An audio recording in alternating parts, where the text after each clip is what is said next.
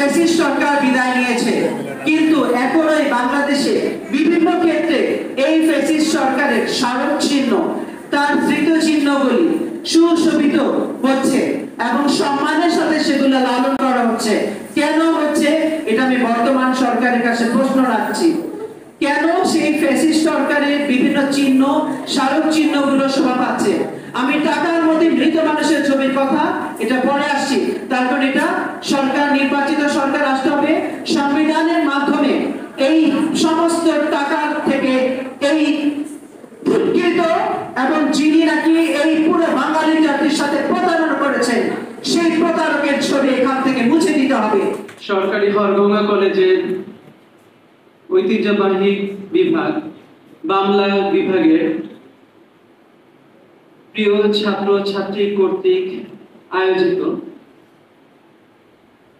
1431 বঙ্গাব্দের পয়লা ফাল্গুন উদযাপন অনুষ্ঠানের মানবর সভাপতি এবং বাংলা বিভাগের সুযোগ্য বিভাগীয় প্রধান অধ্যাপক নিশাত নাহার ম্যাডাম এবং আমার 16তম বিসিএসের ব্যাচমেট এবং আমার অকৃত্রিম পরীক্ষিত বন্ধু, এছাড়াও উপস্থিত আছেন এখানে একজন বিশেষ অতিথি, বাংলা বিভাগের সম্মানিত সকল অধ্যাপক মণ্ডলী, বাংলা বিভাগের কর্মচারীবৃন্দ এবং সর্বোপরি বাংলা বিভাগের আমার সন্তানতুল্য প্রাণপ্রিয় শিক্ষার্থীবৃন্দ, আসসালামু আলাইকুম ওয়া রাহমাতুল্লাহি ওয়া বারাকাতুহু। ওয়ালাইকুম আসসালাম। প্রথমে আমি শ্রদ্ধা করে স্মরণ করছি এই বাংলাদেশকে যারা এগিয়ে নিয়ে গিয়েছে, এই তরুণরা যারা বিভিন্ন সময়ে কালে কালে যুগের আবর্তনে বিভিন্নভাবে বিভিন্ন ক্ষেত্রে বিভিন্ন যুদ্ধে নিজেদের মূল্যবান প্রাণ বিসর্জন দিয়েছে, স্বেচ্ছায় আত্মাহুতি দিয়েছে।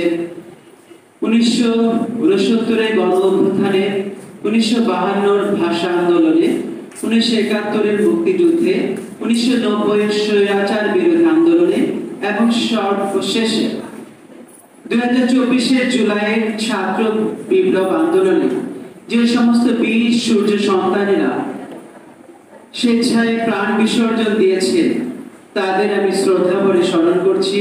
মহান আল্লাহ তাআলা যেন তাদেরকে সকলকে জান্নাতের সর্বোচ্চ স্তর জান্নাতুল ফেরদৌসে তাদেরকে দাখিল করেন, আমিন।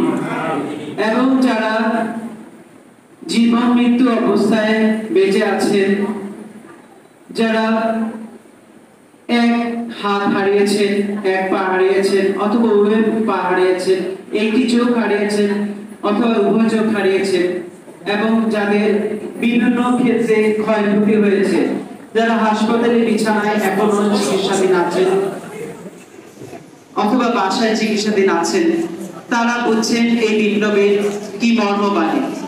আজকে পত্রিকায় পড়লাম একটি শিশু বা কিশোর, সে 12টি গুলিবিদ্ধ হয়ে এখনো যন্ত্রণায় কাতরাচ্ছে। তা আমি বর্তমান সরকারের কাছে আশা করছি যেন যারা বেঁচে আছেন সেই মূল্যবান প্রাণের যেন সুচিকিৎসা করা হয়। আজ পয়লা ফাল্গুন আসার আগের দিন অর্থাৎ 30শে মার্চ বাংলা বিভাগ দেখিয়ে দিল এই কলেজে বাংলা বিভাগ সহ 17টি বিভাগ আছে, সকল বিভাগকে লজ্জা দিল। বাংলা বিভাগ শুধু সকল বিভাগকে নয়, এই সরকারি হরগঙ্গা কলেজকে, প্রশাসনকে চোখে আঙুল দিয়ে দেখিয়ে দিল যে এই প্রশাসন আর্থিক সংকটের কারণে পিঠা উৎসবে তার বাড়তির বরাদ্দ শেষ হয়ে গিয়েছে, এই অজুহাতে বসন্ত বরণ করতে পারলো না। এই অজুহাতকে তারা উপেক্ষা করে চোখে আঙ্গুল দিয়ে দেখিয়ে দিল কি করে বাংলা বিভাগের ছাত্র ছাত্রীরা এই বসন্ত বরণ উৎসব পালন করতে পারে। সেই সকল বাংলা বিভাগের ছাত্র ছাত্রীদের যারা নিজস্ব অধ্যয়নে অত্যন্ত কষ্ট করে এবং তাদের মানে কি বলবো, তাদের অক্লান্ত পরিশ্রমের বিনিময়ে আমি জানি তারা সপ্তাহ কালব্যাপী এই অনুষ্ঠানটা আয়োজন করেছে। এবং আমি আজও যখন এখানে 10টায় পদার্পণ করলাম তখনও জানলাম যে এটা যে প্রস্তুতি পর্ব কিছুটা বাকি আছে। তার মানে কি পরিমাণ তাদের উৎসাহ উদ্দীপনা, কি পরিমাণ তাদের প্রাণের উচ্ছ্বাস, তা মহান আল্লাহ একমাত্র ভালো জানেন। আমি ধন্যবাদ জানাচ্ছি বিশেষ করে বাংলা বিভাগের বিভাগীয় প্রধান এবং আমার বন্ধু 16তম বিসিএস এর batchmate professor Nishat Nahar madam এবং সকল সম্মানিত অধ্যাপক মণ্ডলী, যাদের ঐকান্তিক প্রচেষ্টা, যাদের নির্দেশনায়, যাদের প্রেরণায়, অনুপ্রেরণায় তোমরা এই কাজটি মহান আল্লাহর অসীম রহমতে পালন করতে পেরেছো।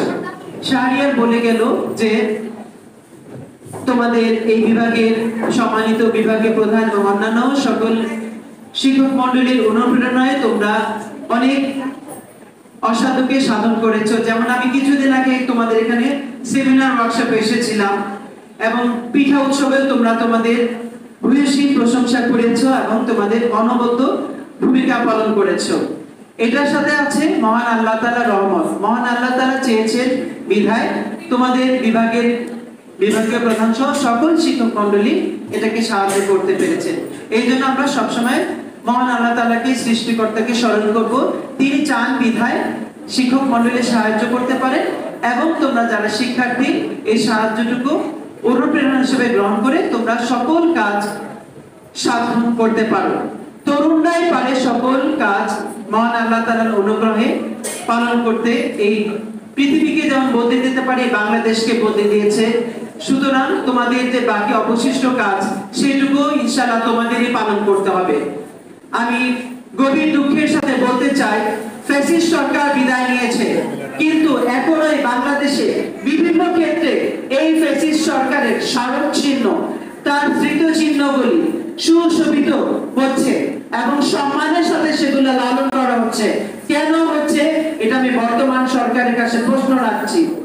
কেন সেই ফ্যাসিস্ট সরকারের বিভিন্ন চিহ্ন, স্মারক চিহ্নগুলো শোভা পাচ্ছে? আমি টাকার মধ্যে মৃত মানুষের ছবির কথা এটা পরে আসছি। তারপর এটা সরকার, নির্বাচিত সরকার আসতে হবে, সংবিধানের মাধ্যমে এই সমস্ত টাকা থেকে এই এবং যিনি নাকি এই পুরো বাঙালি জাতির সাথে প্রতারণা করেছেন সেই প্রতারকের ছবি এখান থেকে মুছে দিতে হবে। সেটা এই দায়িত্ব পালন করতে হবে। কিন্তু এছাড়াও আমি বলবো এই মুন্সিগঞ্জে, এই 64টি জেলায়, ঢাকা শহরে বিভিন্ন জায়গায় বিতর্কিত নামে নামাঙ্কিত যে সড়কগুলো কেন এখনো আছে, কেন এই সড়কগুলো না খুব মুন্সিগঞ্জের যে সড়কগুলো আছে কেন সেই ব্যক্তির নামে থাকছে এখনো? তরুণরা তোমরা কি চোখে প্রতিবিম্বে দেখেছো? কেন এগুলো মুছে ফেলা হচ্ছে না? এই দায়িত্ব, কঠিন দায়িত্ব তোমাদের পালন করতে হবে। তার কারণ তোমরা পৃথিবী বদলে দিয়েছো, তোমরা দেশ বদলে দিয়েছো, তোমরা কলেজের পরিবেশ বদলে দিয়েছো।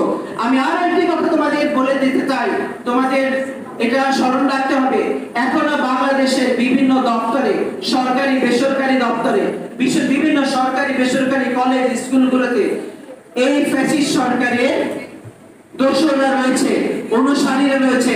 তারা তাদের ফ্যাসিস্ট সরকারকে অত্যন্ত সম্মানের সাথে, চাতুরতার সাথে, সুকৌশলে লালন করছে। তোমাদেরকে সেগুলো চিনে তাদেরকে দৃষ্টান্তমূলক শাস্তি দিতে হবে, শিক্ষা দিয়ে দিতে হবে। এই 2024 সালের বিপ্লব ব্যর্থতায় পর্যবসিত হবার নয় এবং এটা এত সহজে এটাকে ব্যর্থ করা যাবে না। যারা জেগে জেগে দিবা স্বপ্ন দেখছে, আবার তাদের ফ্যাসিস্টকে নিয়ে আসার জন্য হুমকি দিচ্ছে, তাদেরকে দাঁত ভাঙা জবাব দিতে হবে, সবার জনসম্মুখে তাদেরকে ফাঁসি দিতে হবে। এই হোক আমাদের আজকের অঙ্গীকার। এবং আমি বলবো তোমরা এই জন্য নিজেদেরকে আগে করবে। একটি স্লোগান তোমাদের তারুণ্যের মেলায় এসেছে যে দেশ বদলায়, পৃথিবী বদলায়। তার আগে আরেকটি কথা কাজ করতে হবে তোমাদেরকে, সেটা হচ্ছে নিজেকে বদলাতে হবে। নিজেকে বদলাতে হবে এই নয় যে সারাক্ষণই 24 ঘন্টা যুদ্ধ করতে হবে। প্রথমে নিজেকে প্রস্তুত করতে হবে, ভালোভাবে লেখাপড়া করতে হবে, বিভাগের সকল শিক্ষক মণ্ডলী, বিভাগীয় প্রধানের সাথে ভালো ব্যবহার করতে হবে এবং তারপর তোমাদের লেখাপড়া সুসম্পন্ন করার পরে তোমাদের জাতীয় যে ভূমিকা সেখানে তোমাদেরকে ঝাঁপিয়ে পড়তে হবে এবং নিজ নিজ অবদান রাখতে হবে। আর এই ফাল্গুনের শুভেচ্ছার ক্ষেত্রে আমি জানাচ্ছি সবার মনে ফাল্গুনের আনন্দ ছড়িয়ে পড়ুক। আমাদের কথায় কাজে আচরণে যদি আমার সামনের লোকটি নয়নে অশ্রু বিসর্জন হয় তাহলে আমাদের ফাল্গুনের আনন্দ পরিপূর্ণতা লাভ করবে না। এই জন্য ফাল্গুনের আনন্দ যেন প্রত্যেকটি মানুষের মাঝে আমি ছড়িয়ে দিতে পারি, এই হোক আমাদের আজকের অঙ্গীকার। সবাইকে আবারও আসসালামু আলাইকুম ওয়া রাহমাতুল্লাহি ওয়া বারাকাতুহু।